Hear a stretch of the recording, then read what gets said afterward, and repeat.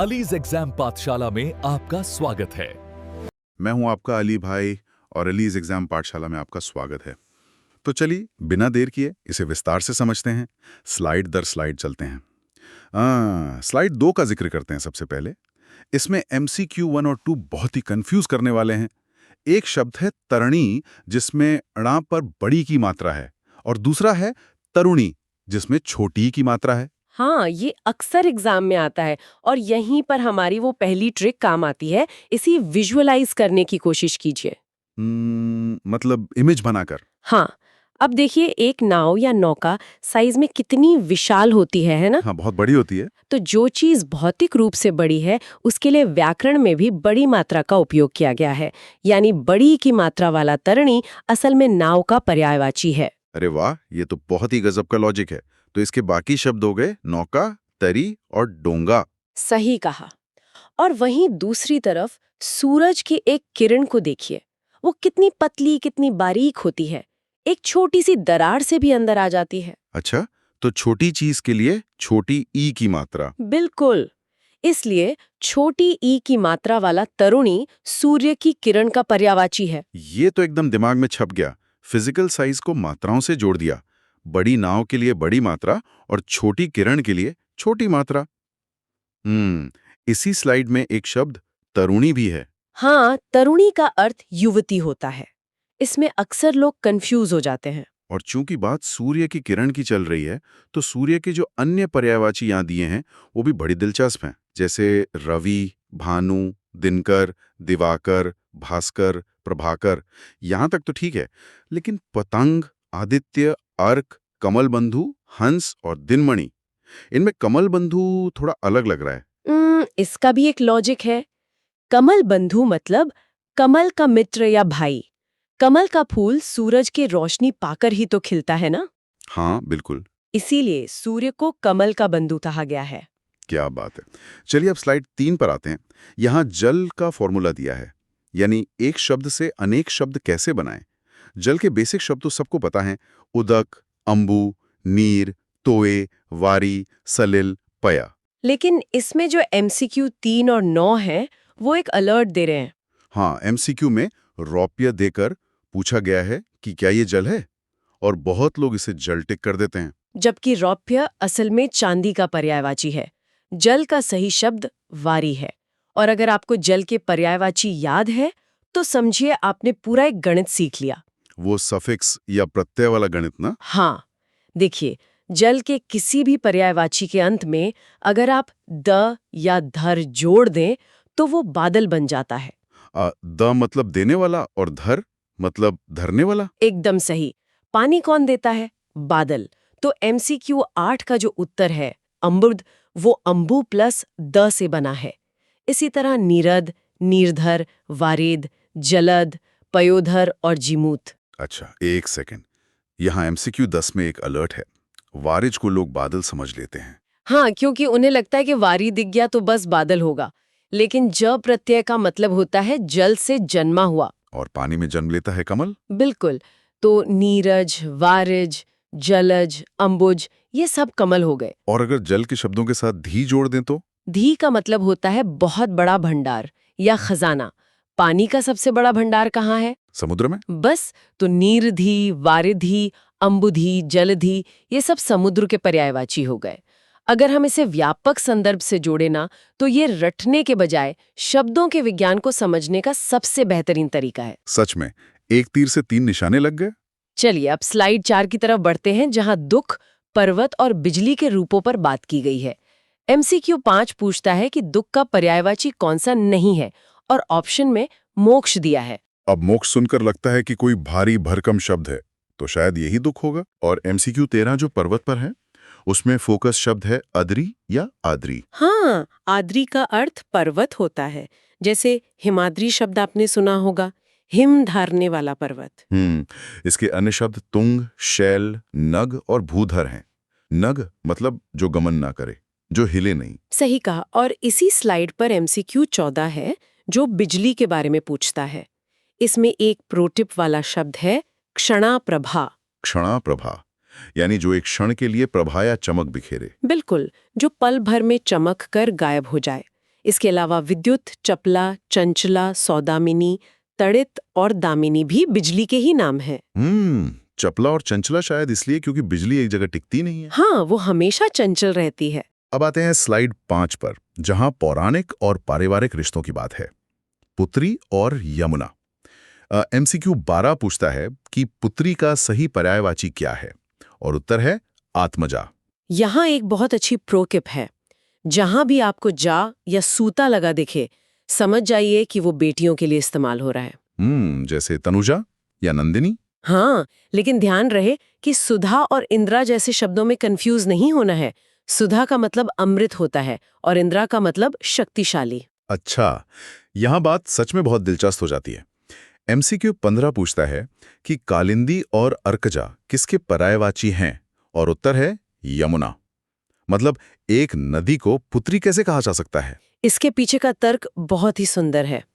देखिए, प्रोटिप खिक तो ये है कि कालिंदी मतलब काली नदी। यमुना का पानी बहुत गहरा और सांवला है, इसलिए इसे कालिंदी या कृष्णा भी कहते हैं। और अर्कजा का क्या लॉजिक है? अभी हमने सूर्य के शब्दों में पढ़ा था ना कि अर्क सूर्य का नाम है। हाँ। और अभी मैंने बताया कि जा मतलब पुत्री। अरे वाह, तो अर्क प्लस जा यानी सूर्य की पुत्री। बिल्कुल। पौराणिक कथाओं में यमुना को सूर्य की पुत्री माना गया है, तो अर्कजा मतलब यमुना। ये तो लिटरली शब्दों को डिकोड करने वाला हैकिंग तरीका है। खैर, अब स्लाइड 6 और 7 की ओर बढ़ते हैं। यहाँ युद्ध, प्रकृति और सौंदर्य की बात है।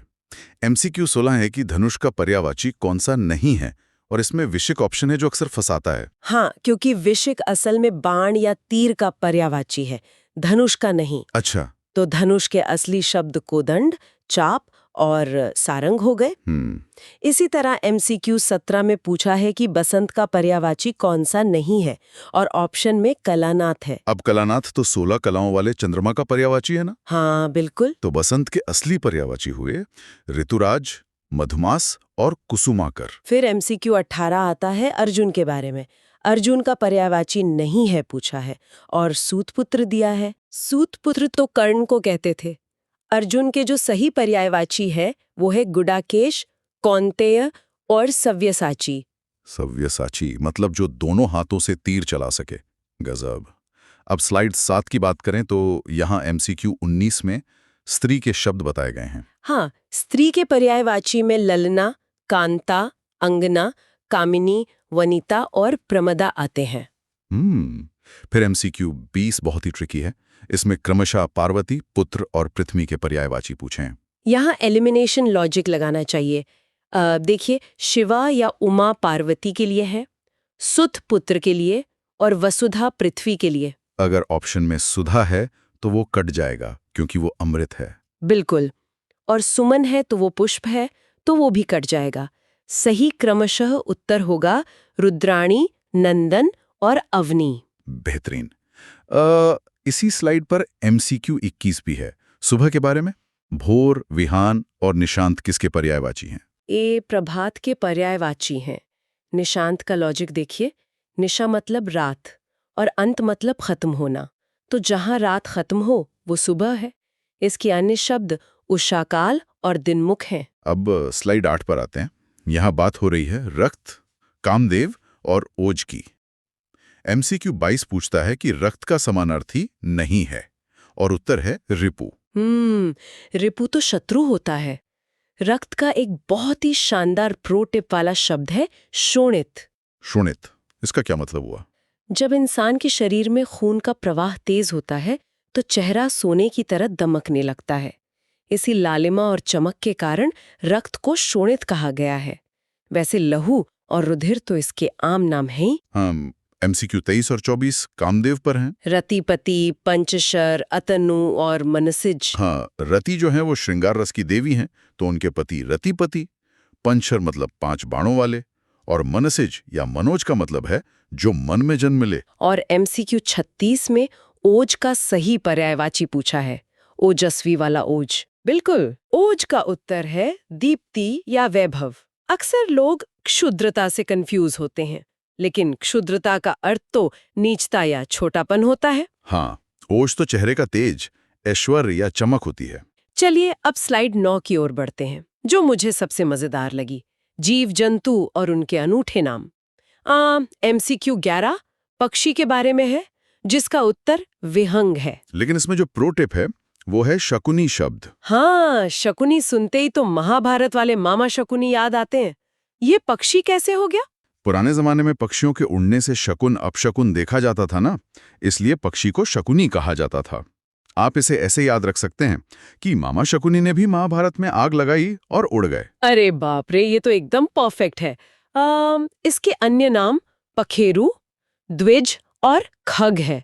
खग मतलब जो ख यानी आकाश में गमन करे। हाँ और MCQ 25 में गधे का विश्लेषण है। हाँ, इसमें फोकस शब्द है वैशाख नंदन, मतलब गधे का इतना शाही नाम। यही तो भाषा का मजा है। गधे के अन्य नाम भी कम नहीं है। ग्राम्य अश्व मतलब गांव का अश्व या घोड़ा। इसके अलावा चक्रीवान, खर, गर्दभ, रासब और धूसर।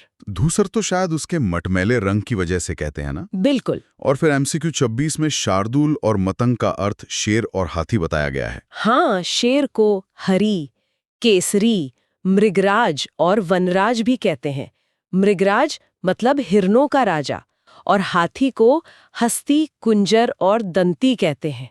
दंती मतलब 2 बड़े दांतों वाला। अच्छा, दंती से मुझे याद आया, स्लाइड 10 और 11 पर ऐसे शब्द हैं जो बहुत कंफ्यूज करते हैं।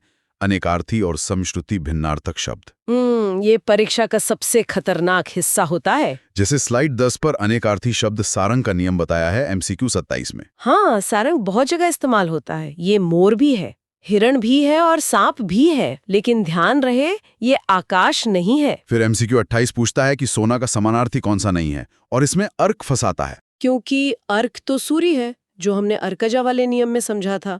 सोने की प्रोटिप है कंचन, जातरूप और हेम। आप इसे कुंदन से भी याद रख सकते हैं, जैसे सोने के कुंडल। बिल्कुल। और अब आते हैं उन जोड़ों पर जो सुनने में एक जैसे लगते हैं पर अर्थ अलग होता है। MCQ 29 और 30, अनिल और अनिल। यहाँ बहुत अच्छी ट्रिक काम करती है। अनिल का अर्थ है अग्नि और अनिल का है वायु। अब इसे याद कैसे रखें? अनल शब्द को देखिए, ये नल का उल्टा है। ओह, मतलब जहां पानी ना हो। एकदम सही। अनल मतलब बिना नल के, और पानी का उल्टा क्या है? आग। तो अनल हो गया अग्नि। अरे गजब। और द्वीप और द्वीप का क्या लॉजिक है? ये भी मात्राओं वाला खेल है। बड़ी ई की मात्रा वाला द्वीप टापू होता है, जो बड़ा होता है, और छोटी ई की मात्रा वाला द्वीप हाथी होता है, यानी द्वि मतलब 2 दांत वाला। वही साइज वाला लॉजिक। और स्लाइड 11 पर भी यही ट्रिक है। छोटी ई वाला अली भौरा होता है क्योंकि वो छोटा होता है, और बड़ी ई वाली आली सखी होती है जो भौरे से बड़ी होती है। हाँ, ये साइज वाली ट्रिक बहुत जगह काम आती है। बचे हुए MCQ भी देख लेते हैं। MCQ 32 में मृदु का समानार्थी नहीं है पूछा है, और लोग कूल टिक कर देते हैं। कूल, कूल, किनारा। हिंदी में कूल का मतलब किनारा होता है, ना कि ठंडा या मृदु। मृदु के असली पर्यायवाची कोमल, मुलायम और मसृण है। और MCQ 33 और 34 कृष्ण और स्वच्छ पर हैं। कृष्ण के लिए मुरारी, माधव, केशव, मधुसूदन आते हैं, और स्वच्छ का निर्मल होता है। अगर गंदा का पूछा जाए तो वो पंकिल होगा, मतलब जिसमें पंख या कीचड़ हो। और आखिरी MCQ 35 खनक। खनक का उत्तर है चोर। ये कैसे? इसे तस्कर या दस्यु भी कहते हैं। प्रोटिप यह है कि जब चोरी होती है तो कुछ भी खनकना नहीं चाहिए, कोई आवाज नहीं होनी चाहिए। अरे वाह! यहाँ सबसे आकर्षक बात यह है कि हमारी भाषा में ध्वनि और अर्थ का कितना गहरा संबंध है। मतलब विपरीत अर्थ से शब्द बना दिया। बिल्कुल, यही तो हिंदी व्याकरण की खूबसूरती है। तो फाइनली इस पूरी PDF के अंत में स्लाइड 12 और 13 पर मौजूद है द टॉप 100 वर्ड्स का पार्ट 1 और 2। ये 4 स्तंभों या पिलर्स पर आधारित है। हाँ, इसे बहुत ही साइंटिफिक तरीके से बांटा गया है। पहला पिलर है प्राकृतिक तत्व, जैसे अग्नि, आकाश, पृथ्वी, जल, वर्षा। दूसरा है देवी देवता, जिसमें ईश्वर, ब्रह्मा, देवता, गणेश आदि आते हैं। तीसरा पिलर जीव जंतु और पक्षियों का है, जहाँ पशु, सिंह, हाथी, घोड़ा वगैरह हैं। और चौथा है मानव, अस्त्र व अन्य। इसमें अतिथि, मित्र, शत्रु, सेवक जैसे शब्द हैं। तो परीक्षा से पहले इस वॉल्ट का क्या करना है? मेरी सलाह यही है कि इस पर सिर्फ रोज एक नजर मारें। जो ट्रिक्स और लॉजिक हमने डिस्कस किए हैं उन्हें दिमाग में रखें। रटने की कोशिश बिल्कुल ना करें। अगर आप ऐसा करते हैं तो आप 100% एग्जाम रेडी हो जाएंगे। तो इस सब का मतलब क्या है? हमारी आज की इस चर्चा का सारांश यही है कि हिंदी शब्दावली सिर्फ रटने का कोई सब्जेक्ट नहीं है। ये तर्क, प्रत्यय और कहानियों का एक बहुत ही खूबसूरत ताना बाना है। एकदम सही। और मैं हमारे सुनने वालों के लिए एक वैचारिक प्रश्न छोड़ना चाहूंगी। इस पूरी चर्चा में हमने देखा ना कि कैसे प्रकृति, पौराणिक कथाएं और मानवीय भावनाएं इन शब्दों में छिपी हैं। बिल्कुल जैसे शकुनी की कहानी या अर्कजा का लॉजिक। हाँ, तो अगली बार जब आप कोई भी नया पर्यायवाची पढ़ें तो तुरंत रटने ना बैठें। थोड़ा सोचें कि उस शब्द की उत्पत्ति के पीछे कौन सी प्राचीन कहानी या कोई गहरा अर्थ छिपा हो सकता है। ये चीज आपकी तैयारी का नजरिया बदल देगी। ये बहुत ही सॉलिड एडवाइस है। शब्दों को महसूस करना जरूरी है। तो आज की इस डीप डाइव को यहीं रोकते हैं। जय हिंद, जय भारत।